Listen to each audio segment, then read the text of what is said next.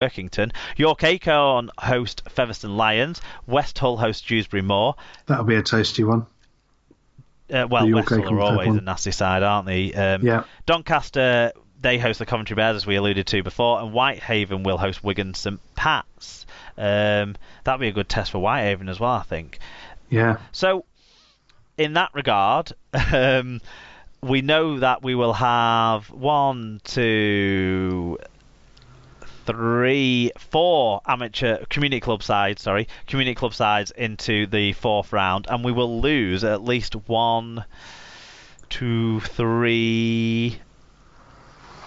We'll lose at least 3 of the League One sides this time around as well. So interesting stuff ahead of the 4th round. I'm relieved in some respects because Heather had made plans for us that weekend, so that's good. Fair enough. That's good. Good news for you and your fledgling and the state relationship. Life, yeah. Excellent. That's the Challenge Cup sorted then, and that's all the results. Tim, done. There we go.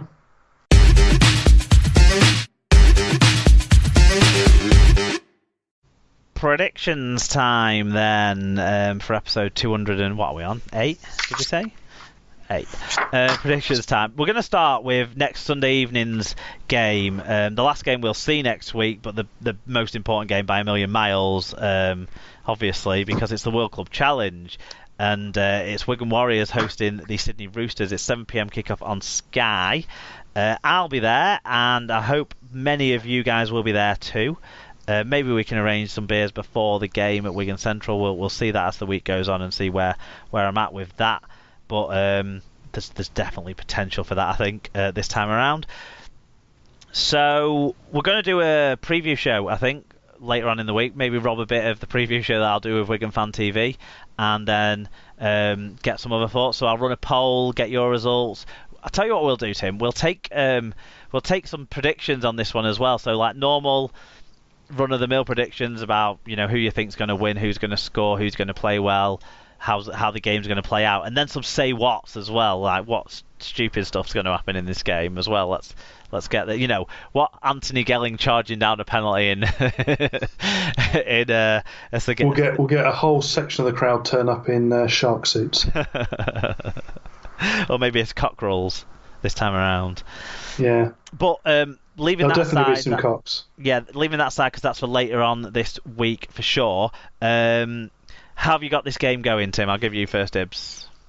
I just see the Sydney Roosters doing this one. The overall quality they've got in the side, and I think they're probably a level above Wigan in terms of the side. Yeah, I mean they've got a side littered with Origin and international players and that sort of stuff, haven't they? So they've definitely got a quality side, and they were the pick of the comp last year, definitely down under. But Wigan are going to win by 8. Okay, we shall see. Wigan's season started, basically.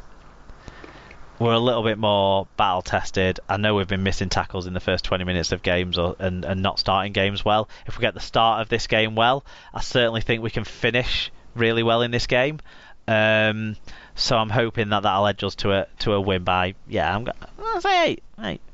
Come on, Wigan. I hope everyone else is back in Wigan. I'm sure most of you won't be.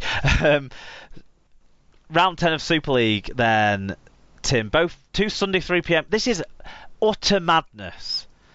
We've got 2 games all week. We put them on the same day. Yep. So we don't have TV games this week. We've got Toronto and Widnes on Sunday, on Saturday afternoon, evening time sort of thing. And we've got on the League One game on the R-League app as well, actually, but on Saturday afternoon. But we've got no Super League games on TV, and we're putting both on the same day as this. Hopefully there's enough time to get from Salford Leeds for anyone who wants to do 2 games to get to Wigan in time. I think there's plenty of time there. Probably Obviously, no one can get from OKR across, so that sort of nonsense. Schedule your game on Saturday next time, OKR. That is ridiculous, really, because, but again, joined up thinking. Yeah. Anyway, we need to predict these games. They're thrown forward from round 10 because these 4 sides are the 4 sides that are going to be joining the Challenge Cup in the 4th round, as we just mentioned before that musical interlude. So let's start with Hull Kingston Rovers versus London. You know what? It's a hard one for you because Hull Kingston Rovers are the side that helped you fall in love with the game, but I know you got a big soft spot for the London Broncos as well. tell us where you're going and why. I'm going for the home side, going KR. I think the players they've got are a jump above London, and I think, London on the road as well. And it'd be another long journey for them. I don't see them doing as well, and I just think, certainly the halves for KR will be able to control it and see them over the line quite comfortably. They've started reasonably impressively, haven't they, Hull KR? Yeah. Even though they've been involved in close games and won one at the death and lost one, I think, they've played quite well in patches and they've got some players who are performing well already. So I just think them at home. I've got them winning by a 3-score margin here. I've got plus 16 on Hull Kingston Rovers. Okay, Salford versus Leeds. This is a tough one because Leeds did show some signs of more resilience last week, and then if they can click a little bit more in the attacking front, then they should do better. But I just think Salford have started with a real buzz behind them, and they're playing so well. And I've seen the first game, and they were exceptional, and they've not picked up any injuries yet. I can't see past Salford winning this one at home, I think. I'm going Salford by 10. I'm exactly the same. I would probably say by 8, but I still think, again, talking about halves, I think that Hastings edges out either of Leeds half at the moment. So wonderful. In our Super League predictions, we can't be separated. That's the way it draws up, especially when it's only 2 games. Right, into the Championship then. Game of the week this week is between the favourites and the team that have really shot out of the start of the season in real impressive form with 2 wins against 2 of the other fancied sides, and that is Toronto versus the Widnes Vikings. This game will be played up in Newcastle, so not a real home advantage for Toronto, and it's on an artificial pitch, which Widnes are comfortable with. So, interesting game, this one. I'll let you go. Very. I think from what I've seen of both sides, I think Toronto, for me, will do this one. I think they're just the amount of star quality they've got all over. I think Widnes will make it hard for them, so I only think it'll be Toronto by 6 points. Yeah, I expect this one to be a lot closer than Toronto's last game, but maybe a lot more entertaining than Toronto's first game. Widnes have been playing really well. They do lack for experience. We talked when we did, before the season as well about these two sides a bit, and me and Alan talked about it on the Championship preview show. And Toronto have probably got that skill and nous and experience that just edges out Widnes's skill and enthusiasm, but lots of inexperience within that. So I think Toronto as well in a close and exciting game. League One game of the week is the game on the R-League app before the game at Toronto are playing, also up in Newcastle, and it's Newcastle versus Doncaster. This is 2 of the top 3 picks with the bookies, 2 of the top 4 picks, with the bookies for this competition. 2 of the fancy sides, so a great way to kick off that campaign. Yeah, I think it's going to be good. I think Newcastle, for the squad they've got, we've talked about it in the League One preview, all the squad depth they got, so do go have and listen to that for more on our thoughts about Newcastle and all the rest of the sides. Yeah, I think Newcastle too. I think probably in the end by a comfortable margin, but Doncaster will make a game of it in that first half, that's for sure. So just to mention again, get on that Google form with your fan match reviews from any games you see next week. The Championship and League One games especially, we want to know what's going on at that level, because we don't get to see, or I certainly don't get to see as much as other guys out there get to see of those levels, but also those 2 Super League games that none of the rest of us are going to see if we're not there. So if you're at those games, get your views in, and then everyone get your views in about the World Club Challenge, and hopefully we'll be celebrating a 5th star getting put on that Wigan crest.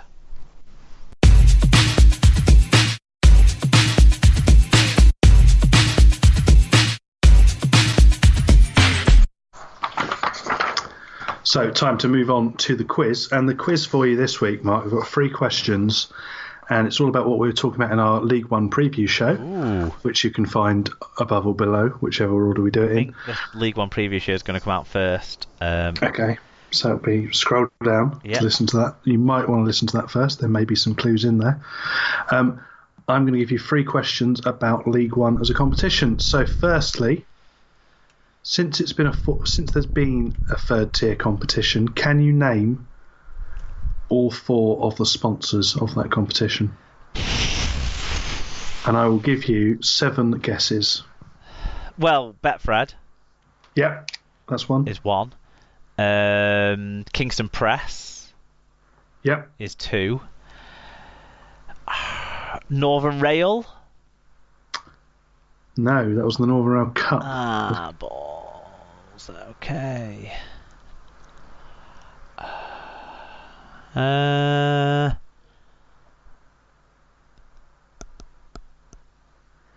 want a clue? Northern Ford.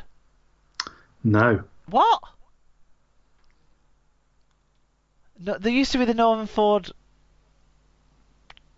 Premiership and Championship, did they not? But not for this third tier competition. Ah, okay. That's 2 out of 3, isn't it? 2 out of 4 from 4 guesses. 2 out of 4, yeah. I could do with a clue, yeah. I'm struggling. Used to sponsor the referees quite heavily. Specsavers? No. Earlier than Specsavers. You've got one near you, I'm almost certain. A local shop. I They work together. don't have a clue. Cooperative. Yes. Of course, the cooperative. Yes, I remember that. I remember it being the cooperative League One. I can't remember any others. Was cooperative the first one or the second one?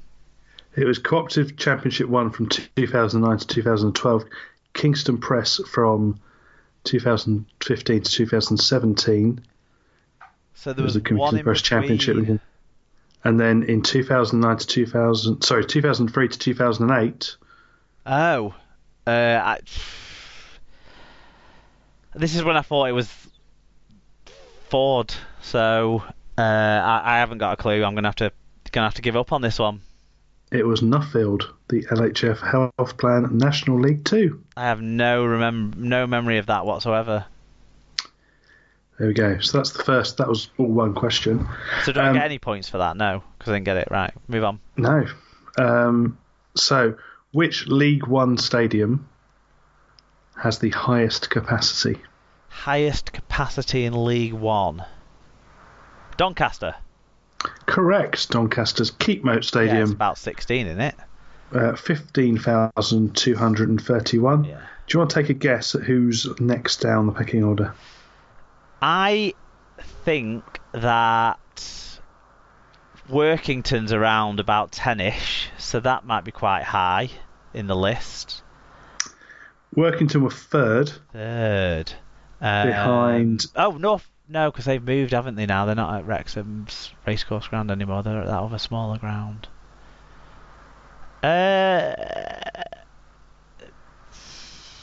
No, I don't know who's got second. Newcastle Thunder's Kingston Park. I thought that was about 8,000. I didn't think that was over 10,000.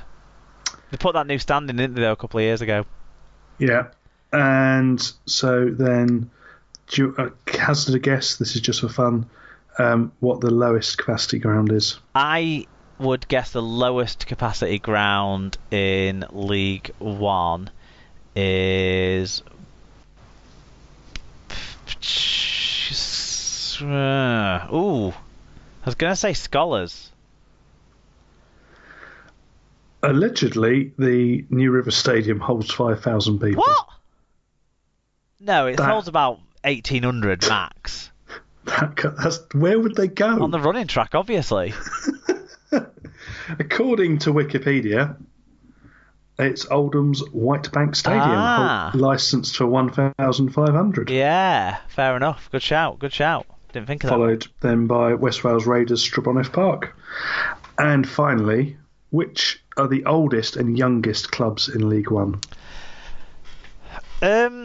So youngest would obviously be the West Wales Raiders if we're basing it on them under that guise.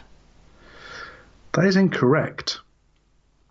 In terms of, although they've been a professional club they've actually been a club since 2009.